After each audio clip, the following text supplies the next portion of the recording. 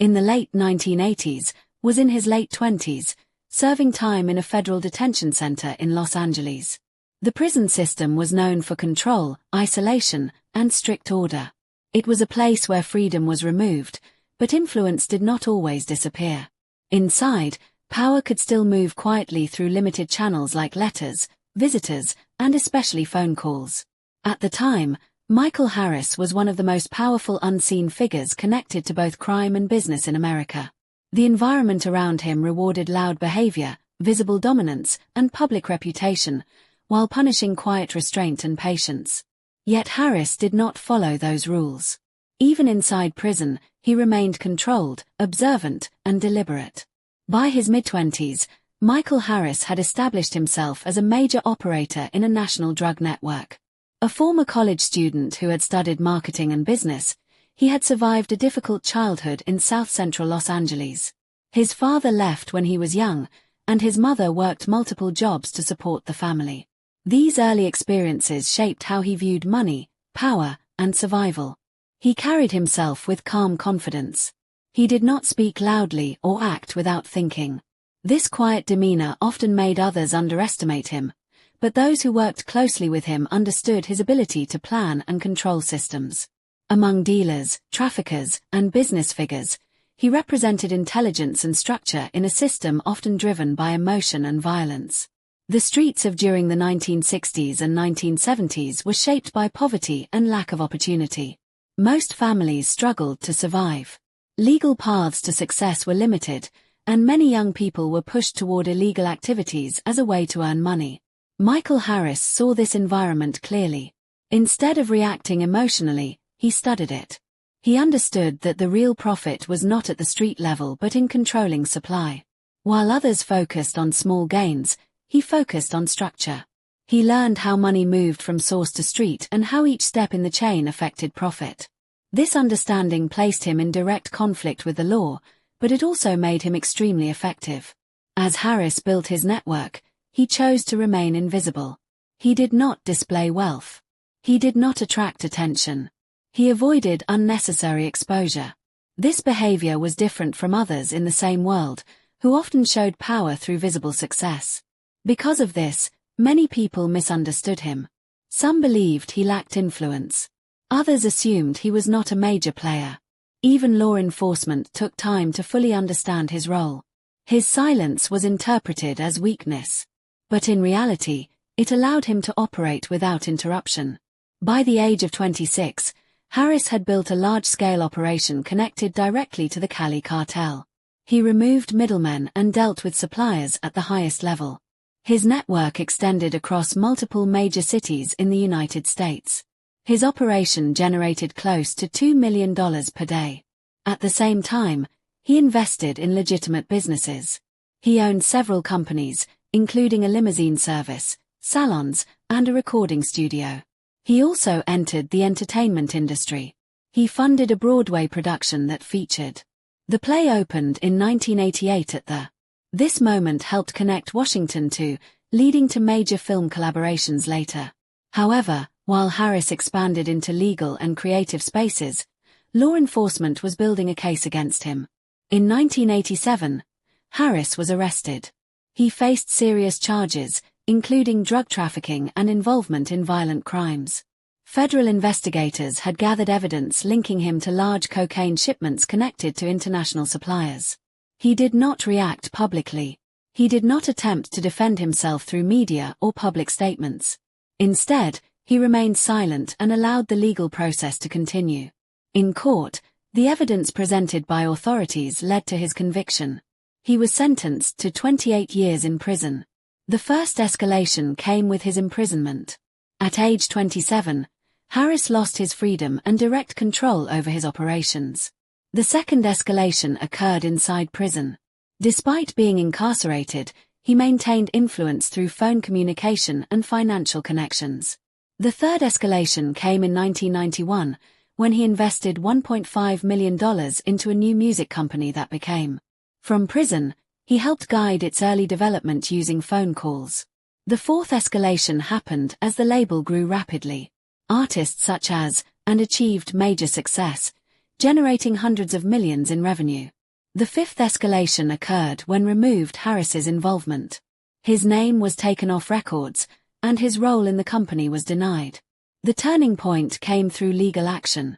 Because Harris was in prison, he could not act directly. His wife filed a lawsuit on his behalf, presenting financial records and documentation of his investment. The case showed that Harris had played a key role in the creation of Death Row Records.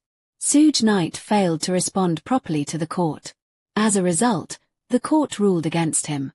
In 2005, a judge awarded Harris's wife $17 million in damages. This financial judgment placed heavy pressure on Death Row Records. In 2006, the company filed for bankruptcy. The label was later sold and passed through different owners. The resolution was not violent. It was handled through legal systems and financial consequences. Michael Harris remained in prison for a total of 33 years. During that time, he worked on self-improvement. He became involved in education programs and helped organize prison initiatives. He was offered early release in exchange for cooperation with authorities, including testifying against Suge Knight. He refused. In 2021, his sentence was commuted by. After his release, he returned to the music industry and became involved again with Death Row Records after its acquisition by Snoop Dogg. In the end, Michael Harris remained a figure defined by quiet control and long-term vision. He built influence across multiple systems, crime, business, and entertainment, without public recognition. He experienced power, loss, imprisonment, and return. He spent decades behind walls, watching the results of his earlier actions shape culture outside. And when he returned, he did not seek attention. He returned to work. Quiet. Focused. Unseen. But not everyone respected. One figure in particular embodied danger in a different form. Suge Knight was large in presence and aggressive in behavior. He was known for intimidation, control, and using fear to manage people around him. Before entering the music business, he had worked as a bodyguard and had built a reputation for physical dominance and force. He believed that power should be visible and unquestioned.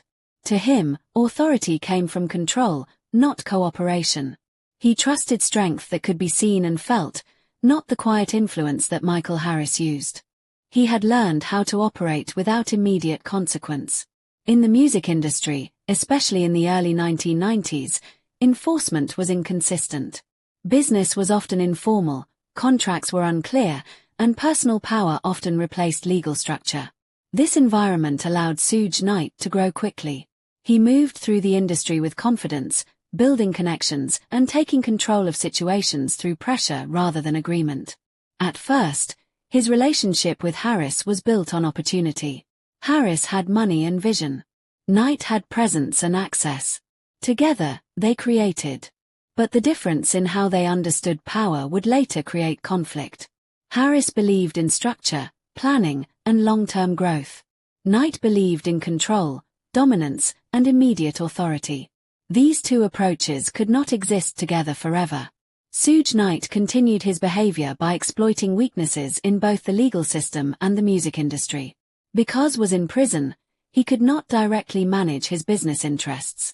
He depended on others, lawyers, partners, and representatives, to act on his behalf. This created a gap. Suge Knight used that gap. Contracts were not always clear. Ownership structures were not always fully enforced. Communication between Harris and the outside world depended on limited phone access and intermediaries. Knight understood this. He slowly began to remove Harris from the structure of Death Row Records. Credits were changed. Names were removed. Financial control shifted. Authority tolerated this for several reasons. First, Harris was a convicted man in prison. His voice carried less weight in legal and business spaces. Many institutions did not prioritize his claims. Second, the music industry at the time often ignored internal disputes as long as money continued to flow. Death Row Records was generating major success, with artists like and producing hit records. Third, those involved around Knight either benefited from the situation or feared challenging him. This created silence. Over time, Suge Knight came to believe himself untouchable. He ignored legal processes.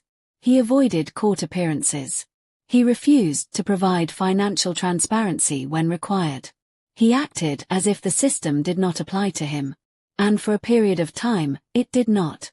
From the outside, Death Row Records appeared powerful and successful. Inside, control had shifted away from its original structure. The man who had helped build it from a prison cell was being erased from it. And the man who took control believed no one could stop him. That belief would not last forever. The first incident occurred during a routine moment inside the operations of. It was not during a major event. There was no public argument. There was no clear conflict at first. It happened quietly, in paperwork, in credits, and in conversations that seemed small to outsiders. Without overt escalation, began removing references to from company records. The name that had once been connected to funding and creation started to disappear. Documents no longer showed his involvement. Public discussions no longer mentioned him. Even inside the company, fewer people spoke about his role. It was not announced. It was not explained. It simply began. Michael Harris noticed. From inside prison, his connection to the outside world depended on phone calls, letters, and trusted people. Through these channels, he became aware that changes were happening. He understood what those changes meant. But he chose not to respond immediately. There was no sudden reaction. No public statement. No direct confrontation. He remained silent. To observers, especially those outside his position, this appeared as weakness. It looked like acceptance. It looked like someone losing control and doing nothing. Inside the company, some began to believe that Harris no longer had influence. Others assumed that his absence meant he no longer mattered. The shift in perception began quietly. And that quiet shift made the next actions easier. Those close to expected a reaction. They knew his role in building the company. They understood that the money that started Death Row Records had come from him. They knew he had influence, even from prison. Many believed he would respond quickly. Some expected anger. Others expected legal action immediately. A few expected him to use pressure through his remaining connections. But that reaction did not come. His restraint was deliberate. Michael Harris had always operated with patience. Even before prison, he did not move quickly unless it was necessary. He believed in understanding the full situation before acting. From his position, he needed to see how far the changes would go. He needed to know who was involved, who supported the shift, and how the system around it would respond. Those who understood the environment recognized this. They understood that acting too early, without full information, could weaken his position. They understood that silence could create space for others to reveal their intentions. In environments like business and organized systems, patience is often mistaken for inaction. But in reality, it can be a strategy. Some individuals close to the situation remained watchful. They did not assume Harris had lost control. They believed he was waiting. Others did not understand this approach. They saw no immediate response and concluded that the situation was settled. They believed that Suge Knight now held full control without challenge. This difference in interpretation created two groups. One group believed the story was over. The other believed it had not yet fully begun.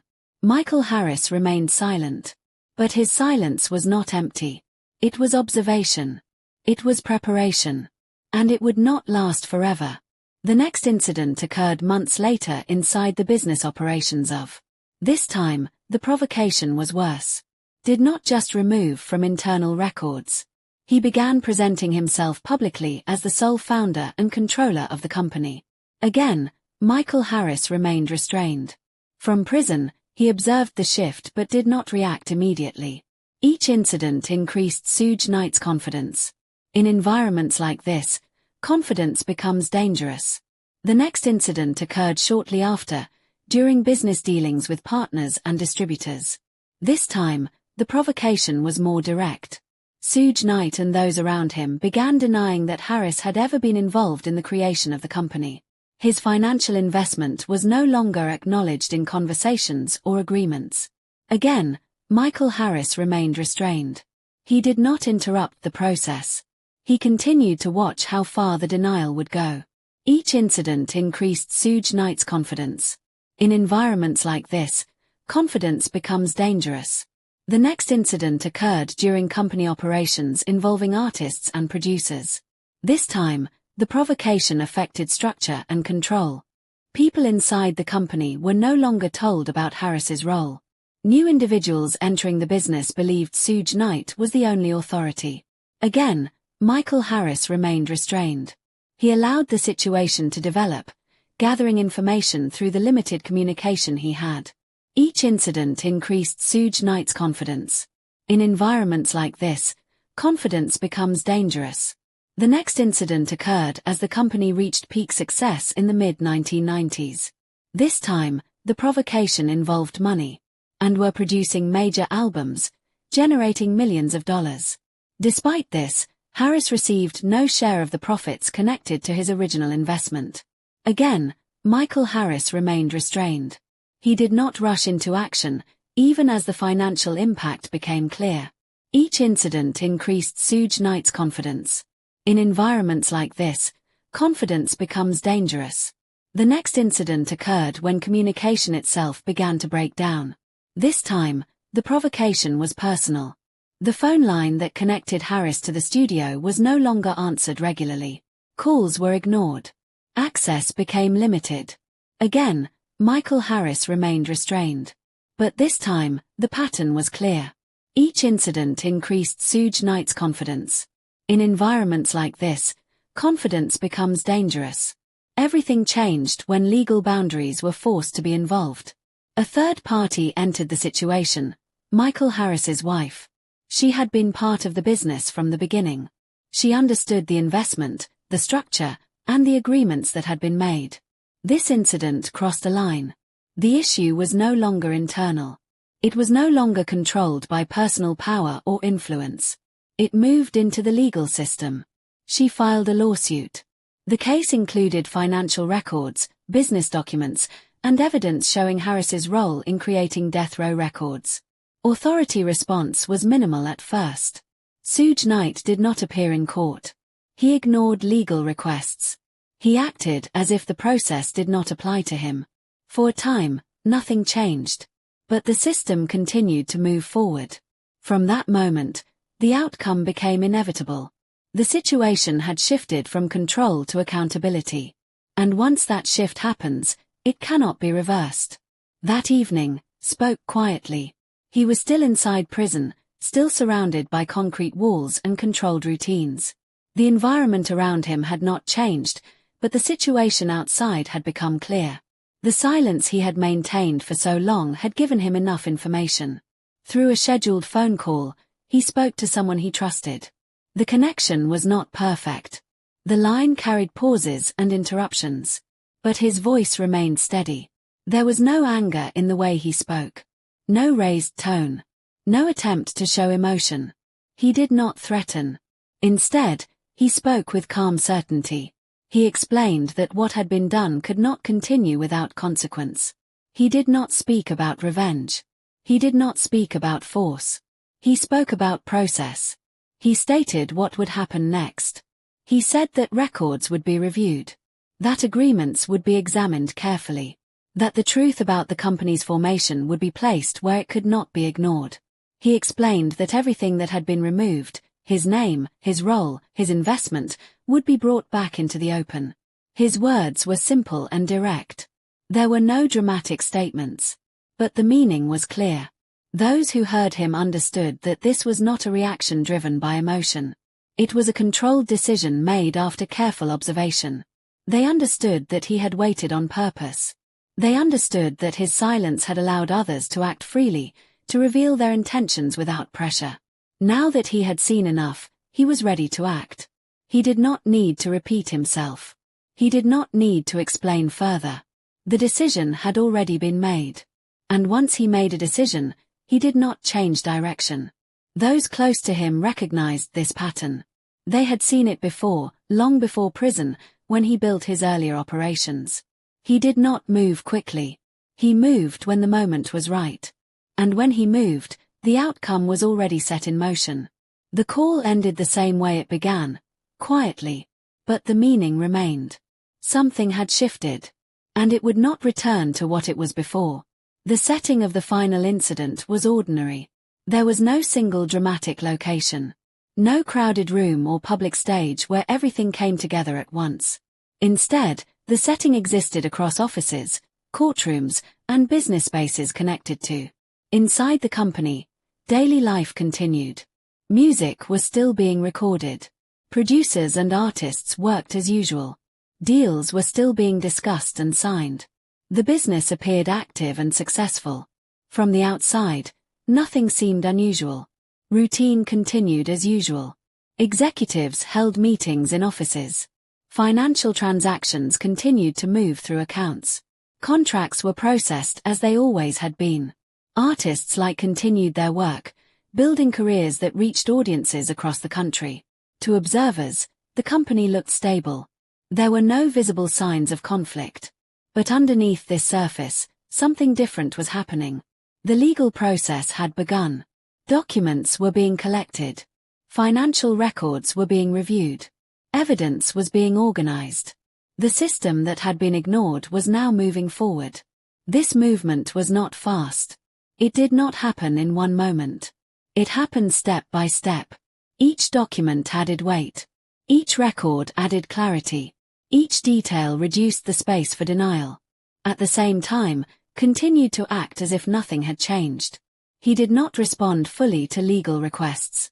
He avoided court appearances. He maintained control inside the company as if the challenge did not exist. To him, the routine of success made the situation seem manageable.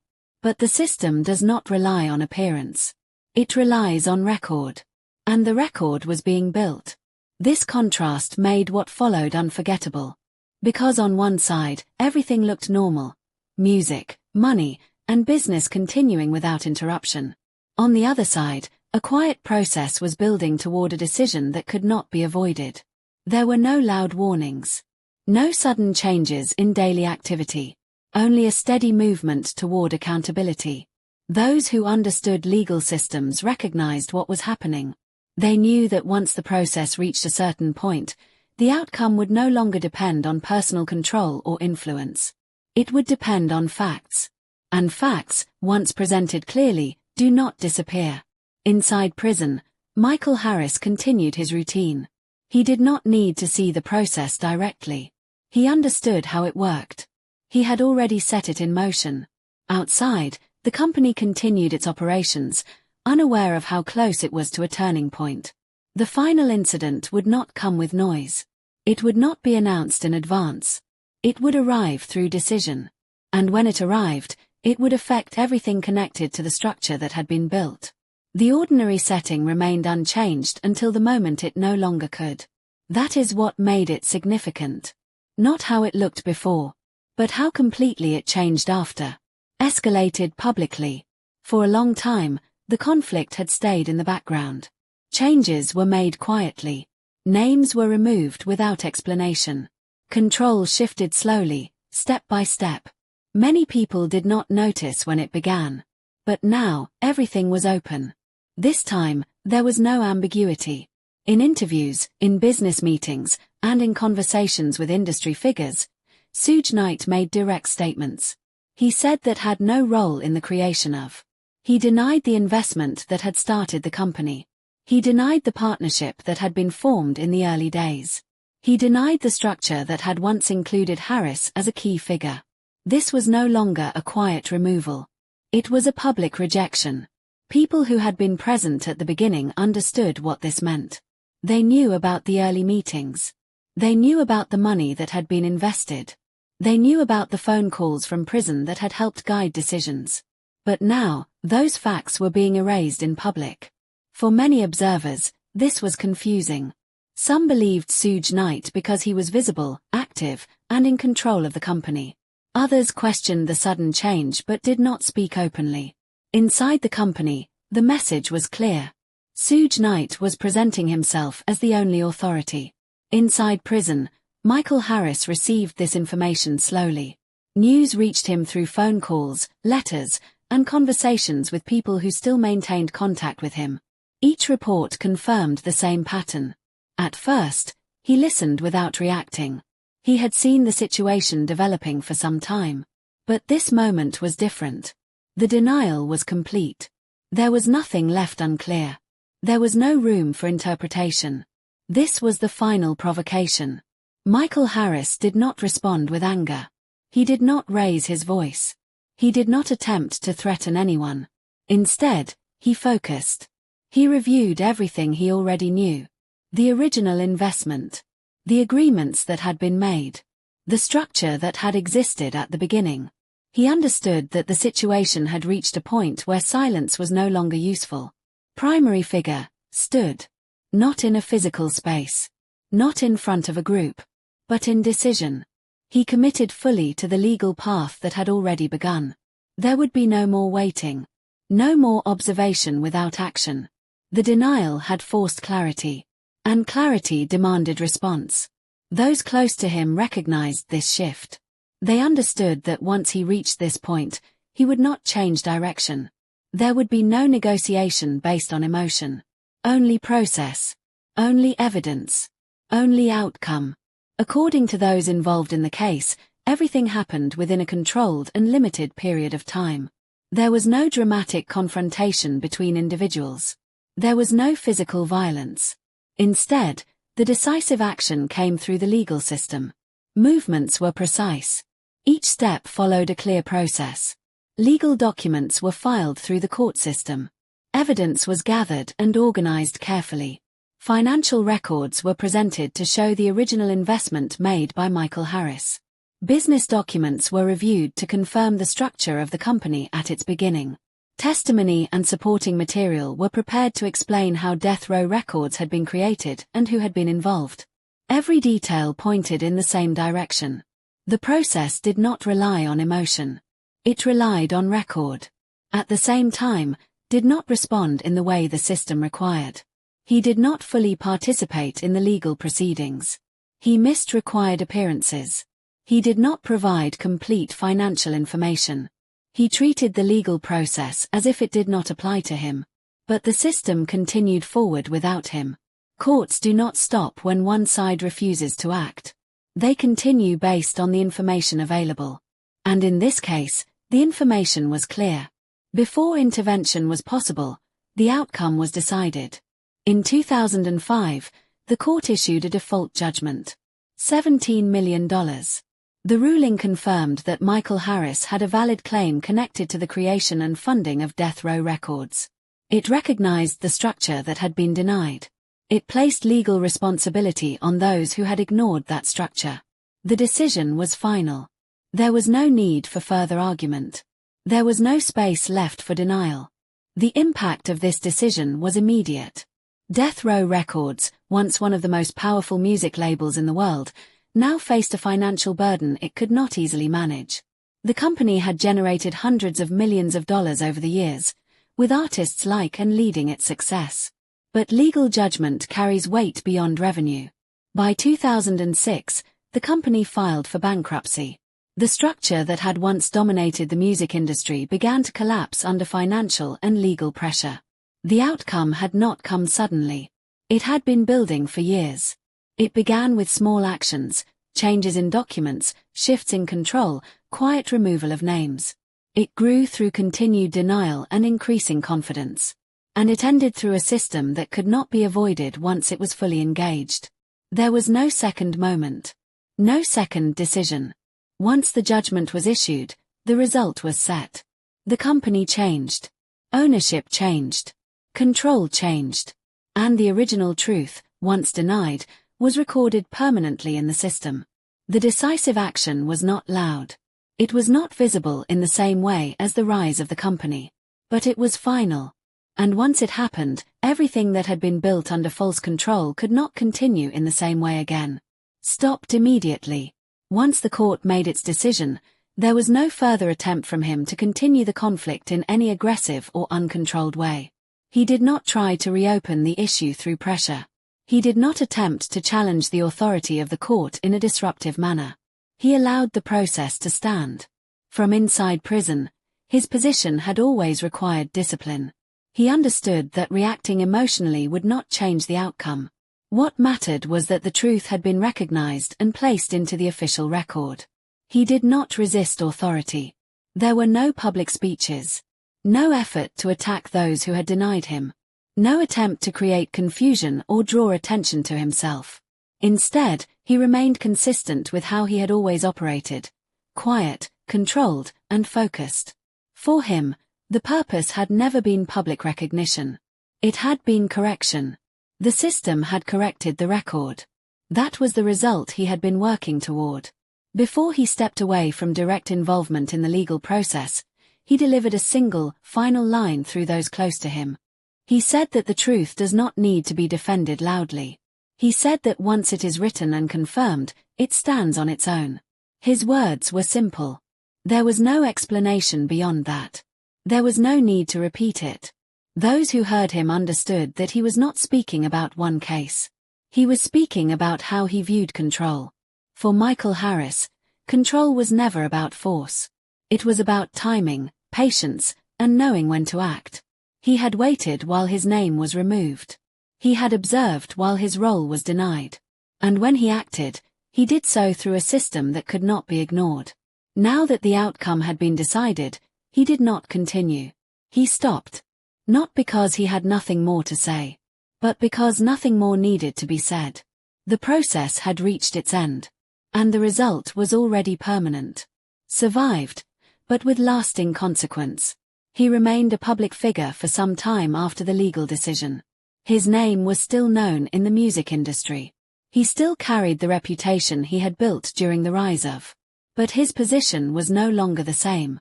The financial judgment placed pressure on the company he controlled. The structure that had once been strong began to weaken. The authority he had exercised without challenge was now limited by legal reality. This change did not happen in one moment. It developed over time. The $17 million judgment forced the company into a difficult position. Financial obligations increased. Control became unstable. By 2006, Death Row Records filed for bankruptcy. The company that had once dominated the music industry, that had launched major artists and influenced culture across the country, could no longer maintain its position. Its assets were sold. Its ownership changed. Its identity shifted. For Suge Knight, the consequence was not immediate removal from public life. It was a gradual loss of control.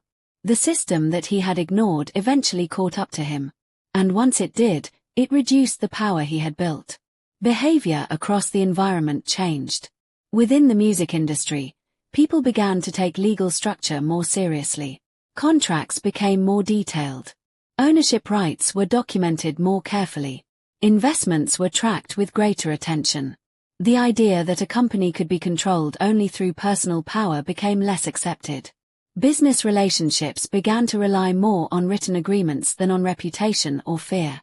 People who had watched the situation understood the lesson. They saw how a man could be removed from his own creation. They also saw how that same man could use patience and the legal system to restore the truth. This changed how decisions were made. It changed how partnerships were formed. It changed how power was understood. For those close to the situation, the message was clear. Silence does not mean weakness. Waiting does not mean surrender. And control does not always appear in visible ways. Michael Harris had spent years without reacting publicly. During that time, many believed he had lost his position. But his silence had allowed the situation to develop fully. It had revealed actions, patterns, and decisions that could later be proven. When he acted, he did not need to rely on force. He relied on record. And record, once confirmed, cannot be easily erased. The message required no repetition. No speeches were needed. No explanation was required. The outcome itself carried the meaning. A man who had been denied his role had it restored through the system. A company that had ignored its original structure was forced to face it. A figure who believed himself beyond consequence experienced the limits of that belief. And those who observed the entire process did not forget. They understood that power can exist without visibility. That patience can be stronger than reaction. And that when the right moment comes, a single decision can change everything. The story did not end with noise. It ended with record. And that record remains. When events were reviewed, a pattern emerged. At first, the situation did not appear clear. Many of the actions had taken place quietly. Changes were made in documents, in conversations, and in control structures that were not always visible to the public. But when everything was placed together, records, timelines, statements, the pattern became easier to see. It did not begin with a single large action. It began with small changes. Escalation. The first stage was quiet removal. S' name was taken out of documents. His role was reduced without explanation. His presence in the company structure became less visible. At the time, this did not attract strong attention. But it was the beginning. The next stage was denial. And those around him began to act as if Harris had never been involved. His financial contribution was no longer acknowledged. This was no longer quiet. It was active. Then came public statements. The denial moved into open spaces, business meetings, industry conversations, and public claims. The removal was no longer hidden. It was declared. Each stage built on the one before it. Each step made the next one easier. Each action increased confidence on one side and pressure on the other. Warnings. There were signs that the situation was not stable. Communication began to break down. Phone calls were not answered. Information stopped flowing clearly between Harris and the company. Legal risks increased. Those who understood business structure could see that the foundation of the company was no longer aligned with its operation. There were also warnings in behavior. Ignoring contracts. Avoiding documentation. Dismissing formal agreements. These actions often signal risk. But they were not addressed early. They were allowed to continue. System failure. The environment around the situation contributed to the problem. The music industry at the time did not always enforce strict legal structure. Informal agreements were common. Personal relationships often replaced written contracts. This created space for confusion. It also created space for control without accountability. At the same time, was in prison. His ability to act directly was limited. He depended on others to represent his interests. This created a gap. That gap allowed decisions to be made without his direct involvement. Authority did not immediately intervene. Business partners continued working with the company. Revenue continued to flow. Success created the appearance that everything was functioning correctly. But underneath, the structure was unstable. The legal system was not engaged at the early stages. By the time it was, the situation had already developed fully. The conclusion was unavoidable. When the case finally entered the legal system, the pattern became clear. The timeline showed progression, from quiet removal to public denial. The records showed financial involvement. The lack of response from one side confirmed the imbalance. The court did not need speculation. It relied on evidence. And the evidence showed that Michael Harris had a role that had been removed without proper process. The judgment confirmed this. The outcome was not sudden. It was the result of a pattern that had been allowed to grow without correction. Each stage led to the next. Each decision shaped the final result. When everything was reviewed together, there was no confusion left. The situation had followed a clear path. Escalation. Warnings. System failure. And finally, resolution. The conclusion was unavoidable. It did not depend on opinion. It depended on record. And once that record was complete, the outcome could not be changed.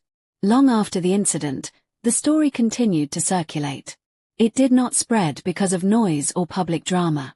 There were no loud confrontations remembered, no single explosive moment that defined everything. Instead, the story moved quietly between people who understood systems, business people, legal observers, and those who had watched the rise and fall of. It was discussed not as entertainment, but as a lesson. Not because of spectacle, but because of meaning. People returned to the same points again and again. A man who built influence without showing it. A structure that grew powerful but ignored its foundation. A conflict that was not resolved through force, but through patience and process. Became a reference for a certain type of control. He did not react quickly. He did not speak loudly. He allowed events to unfold until the full pattern was visible. Then he acted once, through a system that could not be avoided. And when the result came, it did not need explanation. 4. The story became a different kind of reference. It showed how power can grow quickly when systems are weak. But it also showed how that same power can weaken when it ignores structure. The rise was fast. The fall was slower. But both followed clear paths. In places like this, where influence, money, and control move together, the final truth is simple. What is built without structure can be taken. What is taken without process can be returned. And what is recorded cannot be erased. That is why the story remains. Not for what happened on the surface, but for what it revealed underneath. Control is not proven by what is taken, but by what remains when everything is tested.